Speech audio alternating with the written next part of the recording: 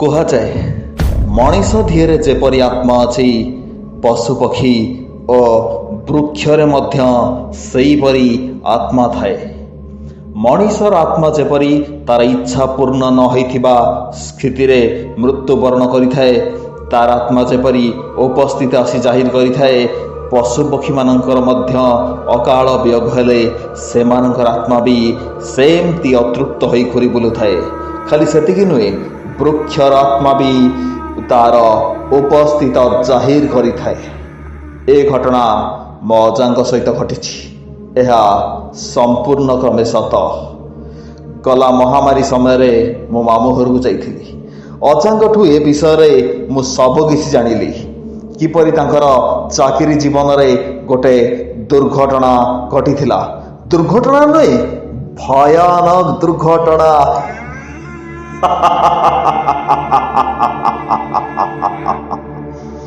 ଅଜାଙ୍କୁ ମୁଁ ସେଦିନ ପଚାରିଥିଲି ତମ ଚାକିରି ଜୀବନର ଘଟଣା ବିଷୟରେ ମୋତେ କହିବା ପାଇଁ। ଅଜା କହିଥିଲେ, ଗୋଟେ ଘଟଣା ଥିଲା ରେ ବାପା, ଶୁଣିବୁ? କହୁନ, କ'ଣ କି ଏମିତି? ଠିକ ଅଛି ବାପା, କହୁଛି ଶୁଣ। ଅଜା କହିବା ଆରମ୍ଭ କଲେ। 1975 ମସିହାର କଥା। ଦେଶରେ ଅଚାନକ ଜରୁରୀକାଳୀନ ପରିସ୍ଥିତି ଲାଗୁ କରାଯିବାରୁ ଯିଏ ଯେଉଁଠି ଥିଲେ ସେଇଠି ରହିଗଲେ। କେହି ନିଜ ଗୃହକୁ ପ୍ରତ୍ୟାବର୍ତ୍ତନ କରିପାରିଲେ ନାହିଁ। ଅଜା ସେତେବେଳେ ଝାରସୁଗୁଡ଼ାରେ ଏକ ପ୍ରାଥମିକ ବିଦ୍ୟାଳୟରେ ଶିକ୍ଷକ ଭାବେ ନିଯୁକ୍ତି ପାଇଥାନ୍ତି। ସେତେବେଳେ ସାଧାରଣତଃ କମ୍ ଅର୍ଥରେ ଘର ଭଡ଼ାଟିଏ ମିଳିଯାଉଥିଲା। ଅଜା କମ୍ ଟଙ୍କା ଦେଇ ଗୋଟେ ଘର ଭଡ଼ା ନେଇଥିଲେ।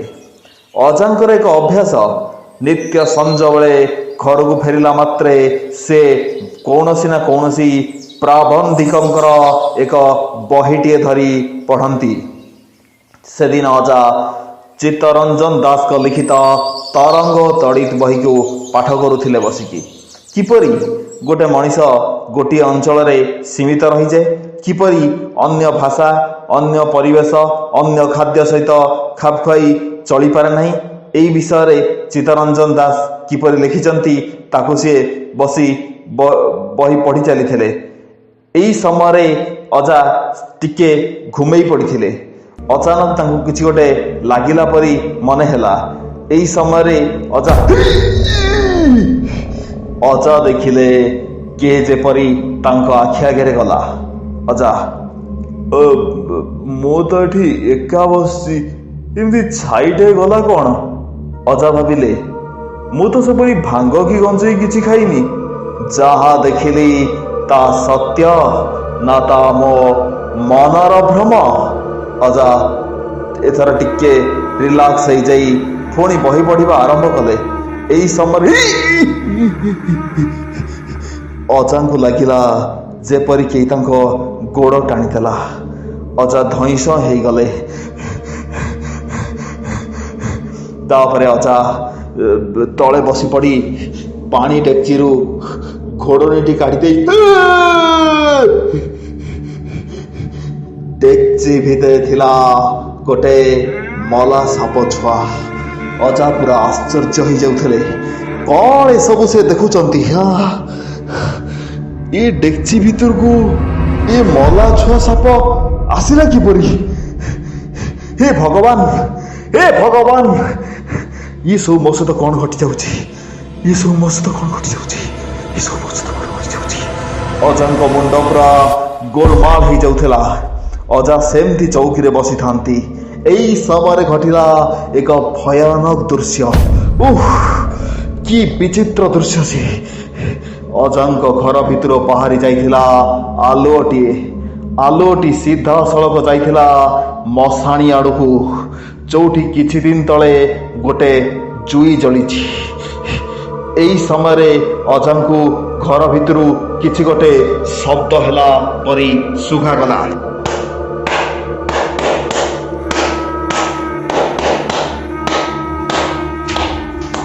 ଅଜା ଚମକି ପଡ଼ିଲେ।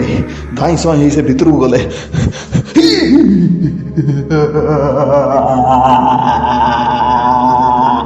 ଭିତରର ଦୃଶ୍ୟ ଦେଖିଲା ପରେ ଅଜାଙ୍କ ପାଟିରୁ ଏଇପରି ଶବ୍ଦ ବାହାରି ଆସିଥିଲା। ଭିତରର ଦୃଶ୍ୟଟା ବହୁତ ଭୟାନକ ଥିଲା। ଦୁଇ ଜଣ ଦମ୍ପତି ଶୋଇଥିଲେ ଗୋଟେ ଖଟ ଉପରେ। ସେ ଦୁଇ ଜଣ ଦମ୍ପତି ଅଜାଙ୍କ ଆଡ଼କୁ ଚାଲି ଚାଲି ଆସିଲେ। ଅଜା ପଛକୁ ପଛ ଆସିଗଲେ। ଅଜା ଟିକେ ଆଉଜି ପଡ଼ିଲେ କାନ୍ଥକୁ। ଅଜା ଗିଲାସ ପାଣି ପିଇବାକୁ ଲାଗିଲେ। ଏହି ସମୟରେ ଅଜାଙ୍କ ହାତକୁ କିଏ ଜଣେ ବାଡ଼େଇ ଦେଲା। ଗିଲାସଟି ଯାଇ ସିଧାସଳଖ ବାକ୍ସ ଉପରେ ପଡ଼ିଲା। ତାପରେ ଅଜା ସେମିତି ଠିଆ ହେଇ ମନେ ମନେ ଭାବୁଥାନ୍ତି, କ'ଣ ଘଟିଯାଉଛି ମୋ ସହିତ? ମୁଁ କ'ଣ ପାଗଳ ହେଇଗଲିଣି? ଆରେ ମୁଁ ତ ଭାଙ୍ଗ ଖାଇନି, ଗଞ୍ଜେଇ ଖାଇନି, ମଦ ପିଇନି। କ'ଣ ଘଟିଯାଉଛି ମୋ ସହିତ? ଯାହା ଘଟୁଛି ଏ କ'ଣ ସତରେ ଘଟୁଛି ନା ମୁଁ ଶୋଇକି ସ୍ୱପ୍ନ ଦେଖୁଛି? ମୁଁ ସତରେ ଠିଆ ହେଇଛି ନା ବସିକି ଘୁମଉଛି? ଅଜାଙ୍କ ମୁଣ୍ଡ ଗୋଳମାଳ ହେଇଯାଉଥିଲା। ଖାଲି ଅଜାଙ୍କ ମୁଣ୍ଡ ନାହିଁ, ସେଠି ଯିଏ ବି ଥାନ୍ତା ତା ମୁଣ୍ଡ ଏମିତି ଗୋଳମାଳ ହେଇଯାଇଥାନ୍ତା। ଏହି ସମୟରେ ଅଜାଙ୍କର କର୍ଣ୍ଣ ଦେଶରେ ବାଜିଲା ବିଭିନ୍ନ ପଶୁପକ୍ଷୀ ମାନଙ୍କର ଆର୍ତ୍ତ ଚିତ୍କାର। କେତେବେଳେ କୁଆର ସ୍ୱର ତ କେତେବେଳେ ବାଘର, କେତେବେଳେ ସିଂହର।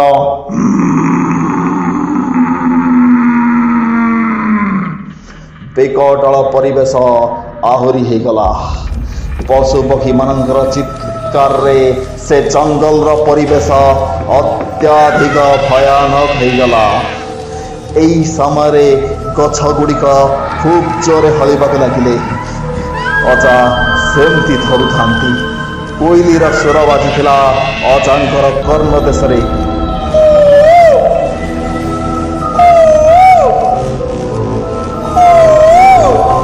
ଅଜା ସେମିତି ଠିଆ ହେଇଥାନ୍ତି।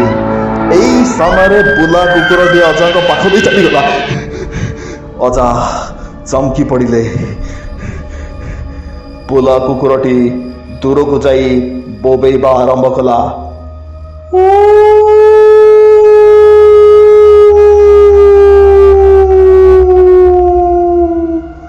ବଡ଼ ଭୟାନକ ଥିଲା ସେଇ ରାତିର ଦୃଶ୍ୟ।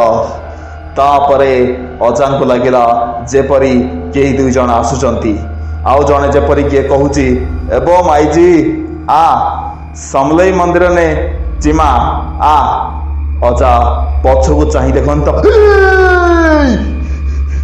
ସେଇ ସ୍ୱାମୀ ସ୍ତ୍ରୀ ଠିଆ ହେଇଥିଲେ ଅଜାଙ୍କ ପାଖରେ। ଅଜା ବେଚେତା ହୋଇ ସେଇଠି ପଡ଼ିଗଲେ। ତା ପରଦିନ ସକାଳୁ ଅଜାଙ୍କର ହୋସ୍ ଆସିଲା ବେଳକୁ ସେ ଦେଖିଲେ ସିଏ ଅଛନ୍ତି ବୈଦଙ୍କ ପାଖରେ। ତାପରେ ବୈଦ କହିଲେ, ଆଜ୍ଞା ଅବଧାନେ, ତେମେ ଆପଣ ତ ବେଚେତା ହେଇ ପଡ଼ିଥିଲ। ଇଏ ତ୍ରିଲୋଚନ ଆଜ୍ଞା, ତ୍ରିଲୋଚନ ଅବଧାନେ ମ, ଏଇ ଆଜ୍ଞା ମୋ କତିକି ଆପଣଙ୍କୁ ନେଇ ଆଇଲେ। ତାପରଠୁ ତ ମୁଁ ଚିକିତ୍ସା କରିଛି। ଏବେ ତେମେ ଆପଣ ଟିକେ ସୁସ୍ଥ ହେଲ। ସବୁ ମା ସମଲେଇର ଦୟା। ଜୟ ମା ସମଲେଇ କି ଜୟ। ଅଜା ତାପରେ ପଚାରିଲେ, ମୋର ଅଚାନକ କ'ଣ ଏମିତି ବୈଦ ହେଇଗଲା କାଲି ରାତିରେ? ମୁଁ ନିଜେ ବି କିଛି ବୁଝିପାରୁନାହିଁ। ତାପରେ ବୈଦ କହିଲେ, ତେମେ ଆପଣ ଅବଦାନେ ଲୋକ, କୋଉଠି ସାଙ୍ଗସାଥିରେ ଟିକେ ଭାଙ୍ଗ ଫାଙ୍ଗ ହେଇଯାଇଥିବ। ନାଇଁ ବୈଦେ, ଭାଙ୍ଗ ଗଞ୍ଜେଇ ନୁହଁ ବୈଦେ। କାଲି ରାତିରେ ଯାହା ଘଟିଛି ତମେ ବି ଶୁଣିଲେ ତମେ ବି ଶିହରି ଉଠିବ। ଅବଦାନେ କ'ଣ କହୁଛ? ତେମେ ଆପଣଙ୍କ ସହିତ କ'ଣ ଘଟିଲା? ଅଜା ତାପରେ ବୈଦଙ୍କ ଆଗରେ ସବୁ କଥା କହିଥିଲେ। ବୈଦ କହିଥିଲେ, ହଁ ଅବଦାନେ, ସେ କମଲେଶର ଆତ୍ମା ବା ସେଇଠି ରହୁଛି। ଅଜା, କୋଉ କମଲେଶ? ମୁଁ ତ ମାସଟେ ହେଲାଣି ଏଠିକି ଆସିଲିଣି। କମଲେଶ, କୋଉ କମଲେଶ କଥା କହୁଛ? ଆଜ୍ଞା ଅବଧାନେ, ଇଏ ଆଜ୍ଞା ବହୁତ ପୁରୁଣା କଥା ଅବଧାନେ। ଶୁଣ ତେବେ, ଏ ଘଟଣା ହେଉଛି ଇଂରେଜ ସମୟର, ଯେଉଁ ସମୟରେ ଇଂରେଜ ମାନେ ଏ ଦେଶକୁ ଶାସନ କରୁଥିଲେ।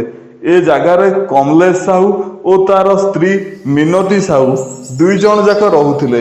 କମଲେଶ ସାହୁଟା ବଡ଼ ଚାଷୀଟେ ଥିଲା ଅବଧାନେ। ସିଏ ବିଭିନ୍ନ ପ୍ରକାରର ଫସଲ ସେଠି କରିଥିଲା। ମାଣ୍ଡିଆ, ମୁଗ, ବିରି, କୋଳଥ, ଡାଳୁଅ ଧାନ ଏହିପରି କେତେ ଫସଲ ସେ କରିଥିଲା। ଆଉ ଖାଲି ସେତିକି ନୁହେଁ ମୋ ଅବଧାନେ, ବୁଢ଼ା ବାଡ଼ିରେ ଶୋଷା ଗଛ, ପଣସ ଗଛ, ତାଳ ଗଛ ଏମିତିଆ କେତେ ପ୍ରକାରର ଗଛ ଲଗେଇଥିଲା। ନେଉଅ ଗଛ ବା ଲଗେଇଛି, ଆତ ଗଛ ଲଗେଇଛି, କେନ୍ଦୁ ଗଛ, ଓ କି ସୁନ୍ଦରିଆ ଦୁଚି ମ। ତାପରେ ଅଜା କହିଲେ, ତେବେ ତା ସହିତ କ'ଣ ଘଟିଲା? ଆଜ୍ଞା ଅବଧାନେ, ଦିନେ ସେ ଗୋରା ସରକାର ବାଲା ଆଇଲେ ଆଉ କହିଲେ, ତମେ ମାନେ ସବୁ କାନ ଖୋଲି ଶୁଣି ରଖ, ଏଠାରେ ଗୋଟିଏ ବିଦେଶୀ କମ୍ପାନୀ ହେବ। ତୁମେ ମାନଙ୍କୁ ଉଚିତ ଟଙ୍କା ଦିଆଯିବ। ତୁମେ ମାନେ ଏ ସ୍ଥାନ ଛାଡ଼ି ଅନ୍ୟତ୍ର ଚାଲିଯାଅ। ତାପରେ ହବ କ'ଣ? ଏ କମଲେଶ ଆମର ବିରୋଧ କରିବା ଆରମ୍ଭ କଲା। ମୁଇଁ ମା ସମଲେଇନେ ନିୟମ କରି କହୁଛେ, ଯିଏ ମୋର ଜମିନ ଥି ହାତ ଦେବା ତାକେ ମୁଇଁ ଖଣ ଖଣ କରିଦେମି। ତାପରେ ଆଦିବାସୀ ଲୋକମାନେ ଧନୁ ତୀର ଚଲେଇଲେ। ବ୍ରିଟିଶ ସରକାର ଘାଇଲା ହେଇଗଲା, ସେମାନେ ଜଙ୍ଗଲ ବାଟ ଦେଇ ପଳେଇଲେ।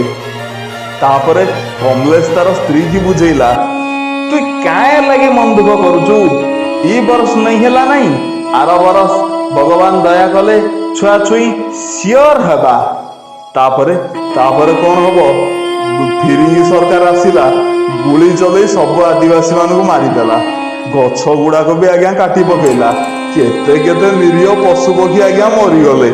ସେବେଠୁ ତ ରାତି ହେଲା ପରେ ଆଉ ସେ ଘରକୁ କେହି ଯାଉନାହାନ୍ତି ଆଜ୍ଞା। କାରଣ ରାତି ହେଲା ପରେ ସେ ଘରୁ ସେ ସ୍ୱାମୀ ସ୍ତ୍ରୀ 2 ଜଣ ବାହାରନ୍ତି। ଆଉ ସେ ଗଛ ଗୁଡ଼ିକ ଆପେ ଆପେ ତଳକୁ ପଳେଇ ଆସେ ଆଜ୍ଞା। ଏ ପଶୁ ପକ୍ଷୀ ଗୁଡ଼ାକ ଆତ୍ମା ବା ସେଠି ବୁଲେ। ଅଜା ପଚାରିଲେ ଆର ବିକଳ୍ପ ଉପାୟ କ'ଣ କଲେ ସେମାନଙ୍କର ଆତ୍ମା ମୋକ୍ଷ ପାଇପାରିବ? ବୈଦ୍ୟ କହିଲେ, ଆଜ୍ଞା ଅବଧାନେ, ମୁଁ କ'ଣ କହୁଥିଲି କି ଗୁଣିଆ କତିକି ଯାଆନ୍ତୁ। ଏ ଗୁଣିଆ ଯାହା କହିବ। ଅଜା ଗୁଣିଆ ପାଖକୁ ଯାଇଥିଲେ। ଗୁଣିଆ କହିଥିଲା, ହଁ ମାଷ୍ଟ୍ରେ, ତୁମେ ଯାହା କହୁଛ ମୁଁ ସବୁ ବୁଝିପାରୁଛି। ସେଠି ଗୋଟେ ଯଜ୍ଞ କରିବାକୁ ପଡ଼ିବ, ପ୍ରଚୁର ପରିମାଣରେ ବୃକ୍ଷରୋପଣ କରିବାକୁ ପଡ଼ିବ, ଆଉ ବିଭିନ୍ନ ପଶୁପକ୍ଷୀମାନଙ୍କୁ ଲାଳନ ପାଳନ କରିବାକୁ ପଡ଼ିବ। କମଲେଶର ଆତ୍ମା ଏଇଆ ହିଁ ଚାହୁଁଛି। ତାପରେ ଗୁଣିଆ ଦ୍ୱାରା ସେଠି ଯଜ୍ଞ କରାଯାଇଥିଲା ଓ ପଶୁପକ୍ଷୀମାନଙ୍କୁ ଗାଁ ଲୋକମାନେ ଲାଳନ ପାଳନ କରିଥିଲେ ଓ ସେମାନଙ୍କୁ ଖାଦ୍ୟ ଦେଇଥିଲେ ଓ ତାପରେ ବହୁତ ପରିମାଣରେ ବୃକ୍ଷରୋପଣ କରାଗଲା। ତା ପରଠୁ ଅଜାଙ୍କୁ କେବେ ବି ସେ ଘରୁ କୌଣସି ବିକଟାଳ ଶବ୍ଦ ଶୁଭାଯାଇନି କି କେହି ବି ଆତ୍ମା ଅଜାଙ୍କୁ ଆଉ ଦେଖାଯାଇନାହାନ୍ତି। ଏଇ ଥିଲା ଭୂତ କାହାଣୀ। ମୋ ଅଜାଙ୍କ ସହିତ ଏହା ଘଟିଥିଲା। Notification date. Lock screen. 5:40 a.m. Settings. Mug. Pause.